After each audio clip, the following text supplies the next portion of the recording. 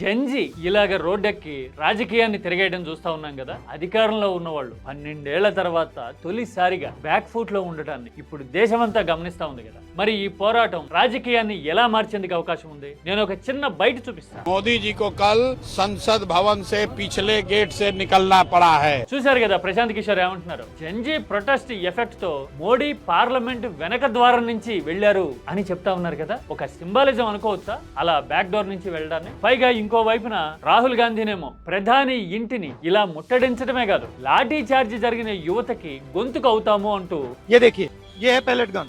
ఇలాగా దెబ్బలు మీడియాకి చూపిస్తూ ఎంపథెటిక్ గా సింపథెటిక్ గా హ్యాండ్ ఇన్ హ్యాండ్ అంటారే అలా మాట్లాడడం కనపడతా ఉంది కదా. మరి ఈ యువత పోరాటం ఎవరికి అడ్వాంటేజ్ అయ్యే అవకాశం ఉంది, ఎవరికి ఛాలెంజ్ అవుతా ఉంది? డీలిమిటేషన్ లాంటివి వచ్చినా గానీ ఈ యువత పోరాటం ఎఫెక్ట్ ని తట్టుకోవడం సాధ్యమేనా? ఎందుకని పార్లమెంట్ నియోజకవర్గాల సంఖ్య పెరిగినంత మాత్రాన యువత దేశవ్యాప్తంగా అన్ని నియోజకవర్గాల్లోనూ ఉంటారు కదా, క్యాటర్డ్ గా కొన్ని ప్రాంతాల్లోనే కాదు కదా. ఇంకో పక్కన ప్రాంతీయ పార్టీలన్నీ కకావికలం అయిపోతూ ఉన్న సిచ్యువేషన్ పొలిటికల్ ఈక్వేషన్స్ ని ఎలా మారుస్తుంది 2029 నాటికి? అంటే ఇక్కడ 3 విషయాలు. ఒకటి జంజీ పోరాటం, 2 డీలిమిటేషన్ లాంటి అస్త్రాలు ఎంతవరకు పనిచేస్తాయి అనేది, 3వది రీజనల్ పార్టీలు చితికిపోతున్న సిచ్యువేషన్ ఎవరికి కలిసి వస్తుంది అనేది. మరి ఈ 3 ప్రశ్నలకి సమాధానం ఏంటో తెలిస్తే 3 ఏళ్లలో దేశ భవిష్యత్తు రాజకీయం ఎలా మారబోతున్నాయో అర్థమవుతుందా మనకి? చూద్దాం రండి. దేశంలోనే కాదు అంతర్జాతీయంగా కూడా ఇప్పుడు ఇండియాలో పరిస్థితిని ఎలా డీకోడ్ చేస్తున్నారో మాట్లాడుకుందాం. ये हिंदुस्तान के फ्यूचर है, इससे कोई नहीं लड़ सकता. Narendra Modi is India's past. The past can never fight the future.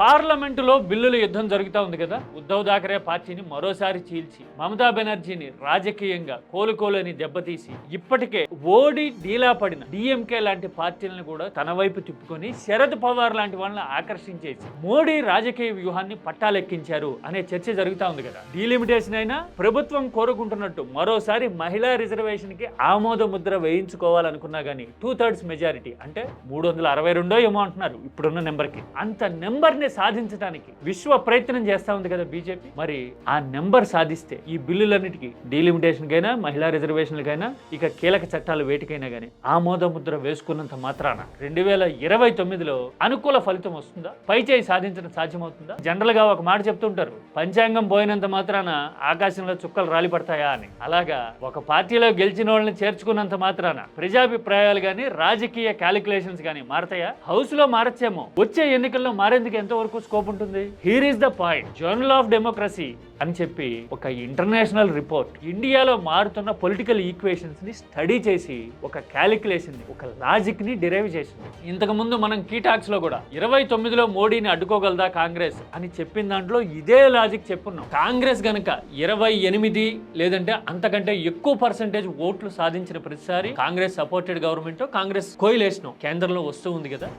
నేను ఈ ఓట్ల పర్సెంటేజ్ గురించి చెప్పా కదా, ఇదే పాయింట్ ని ఈ జర్నల్ ఆఫ్ డెమోక్రసీ రిపోర్ట్ కూడా కోట్ చేసింది. అదేంటో తెలుసా? క్యాలిక్యులేషన్స్ చూస్తే ఇప్పుడు దేశవ్యాప్తంగా కాంగ్రెస్ కి 21% ఓటు బ్యాంక్ ఉంది, బీజేపీ 36-37% దగ్గర ఉంది. బీజేపీని ఓడించాలి అంటే కాంగ్రెస్ ఏమి 38% ఓటు తెచ్చుకోకర్లా, 5% పెరిగినా చాలు అని నేను ఇంతకు ముందు మాట్లాడా. కావాలంటే 2004 లెక్క చూడండి. కాంగ్రెస్ ఓటింగ్ పర్సెంటేజ్ ఎప్పుడైనా 25% దాటితే కాంగ్రెస్ కి అనుకూలమైన ప్రభుత్వమే కేంద్రంలో వస్తుంది అని చెప్పా కదా. జర్నల్ ఆఫ్ డెమోక్రసీ కూడా ఖచ్చితంగా అదే లాజిక్ ని చెప్పింది. ఎలా వర్కౌట్ అవుతుంది ఆ ఈక్వేషన్ అంటే, కాంగ్రెస్ కి సపోజ్ ఇప్పుడు 21% ఉంది, ఒక 5% ఓటు పెరిగింది అనుకోండి, అది నేరుగా కాంగ్రెస్ ఓటింగ్ పర్సెంటేజ్ ని 25కో 26కో తీసుకెళ్తుంది. సీట్లు 150 టచ్ అయ్యేందుకు స్కోప్ ఉంటుంది. ఆ ఇంపాక్ట్ బీజేపీ మీద ఎక్కడికి పడుతుంది?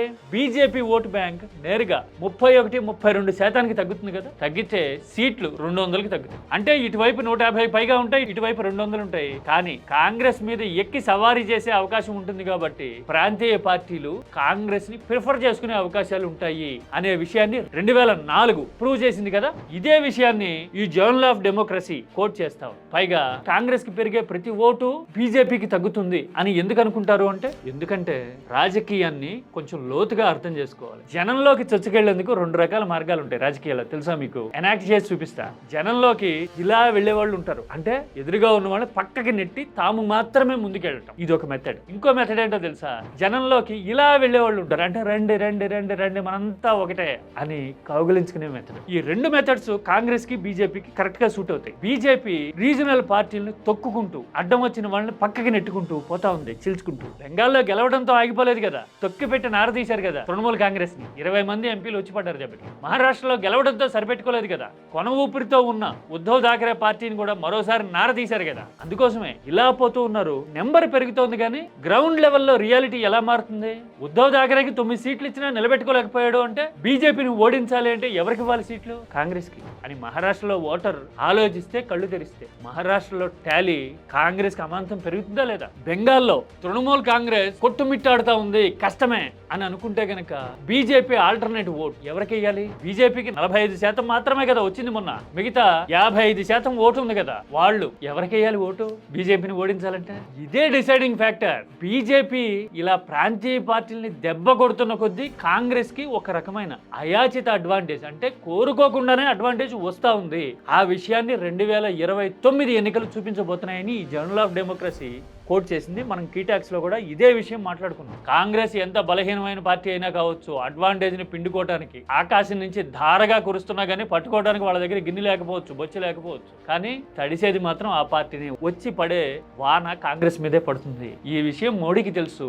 అందుకోసమే చూడండి అంటూ ఏపీతో పాటు కొన్ని రాష్ట్రాలని ప్రత్యేకంగా కోట్ చేసింది. ఇదిగో ఇక్కడ చూడండి, ఏపీలోట మోడీ కాంగ్రెస్ మీద విమర్శలు చేశారు. అసలు ఏపీలో కాంగ్రెస్ ఎక్కడుంది? 2% ఓటే కదా ఆ పార్టీకి ఉంది, అయినా కాంగ్రెస్ మీద విమర్శ చేశారు అంటే వ్యూహాత్మకం అని చెప్పింది. ఒడిశాలో కాంగ్రెస్ లేనే లేదు, బీజేడీతో అక్కడ పోటీ బీజేపీకి, కానీ కాంగ్రెస్ ని తిడతారు మోడీ అని చెప్పింది. ఆ తర్వాత బెంగాల్లో మొన్న ఎన్నికల క్యాంపెయిన్ చేసేటప్పుడు తృణమూల్ని కాంగ్రెస్ ని కలిపి తిట్టారు కానీ తృణమూల్ని ఒక్కటినే సింగిల్ చేసి తిట్టలేదు అని కూడా కోట్ చేసింది. అంటే ఇప్పుడు విషయాన్నే కాదు, భవిష్యత్తులో అడ్వాంటేజ్ వస్తుంది కాంగ్రెస్ కి అనే విషయాన్ని తెలుసుకునే వ్యూహాత్మకంగా కాంగ్రెస్ ని లైమ్ లైట్ లో నెగిటివ్ షేడ్ లో ఉంచుతోంది బీజేపీ మోడీ వ్యూహం అనే విషయాన్ని జర్నల్ ఆఫ్ డెమోక్రసీ కోట్ చేసింది. వెరీ టాక్టికల్ అండ్ డీప్ కదా. అంటే కాంగ్రెస్ ని ఎంత టార్గెట్ చేసినా కానీ అడ్వాంటేజ్ ఆ పార్టీకే వెళ్తుంది బీజేపీ వ్యూహాలతో. అందుకోసమే ఇప్పుడు కాంగ్రెస్ ని చూసి కంగారు పడే పరిస్థితిలో ఉంది. గ్రాంటెడ్ కి తీసుకోవట్లా, ప్రాంతీయ పార్టీని చీల్చి దెబ్బతీయడంతో ఆగట్లా, డీలిమిటేషన్ తీసుకొచ్చి మహిళల సెంటిమెంట్ కోసం రిజర్వేషన్లు ఇస్తున్నాము అని చెప్పి ఓటు పోలరైజ్ చేసి ఫలితాలు సాధించాలనుకుంటోంది బీజేపీ అనే విషయాన్ని ఈ జర్నల్ ఆఫ్ డెమోక్రసీ కోట్ చేసింది. ఆ తర్వాత నేను ఇంకో విషయం అన్నా కదా, వాంగ్చుక్ విషయంలో కాంగ్రెస్ ఎందుకు సైలెంట్ గా ఉంది అని. దానికి కారణం ఏంటో తెలుసా? కాంగ్రెస్ కి అర్థమవుతూ ఉంది ప్రాంతీయ పార్టీలు చితికిపోతూ ఉంటే బతికిపోతాము అని కాంగ్రెస్ నమ్ముతా ఉంది. ఒకప్పుడు మమతా బెనర్జీ కాంగ్రెస్ ని తొక్కి తృణమూల్ జెండా ఎగరేశారు కదా, ఇప్పుడు ఆ తృణమూల్ని బీజేపీ తొక్కుతా ఉంటే కాంగ్రెస్ జెండా ఎగిరే పరిస్థితి మళ్ళీ రావచ్చు అనే ఆశ ఆకాంక్ష కాంగ్రెస్ కు ఉన్నాయి. మహారాష్ట్రలో ఒకప్పుడు తిరుగులేని రీతిలో చలాయించాము, మళ్ళీ అలాంటి పరిస్థితి వచ్చేందుకు స్కోప్ వస్తా ఉంది అని కాంగ్రెస్ యాంటిసిపేట్ చేస్తా ఉంది.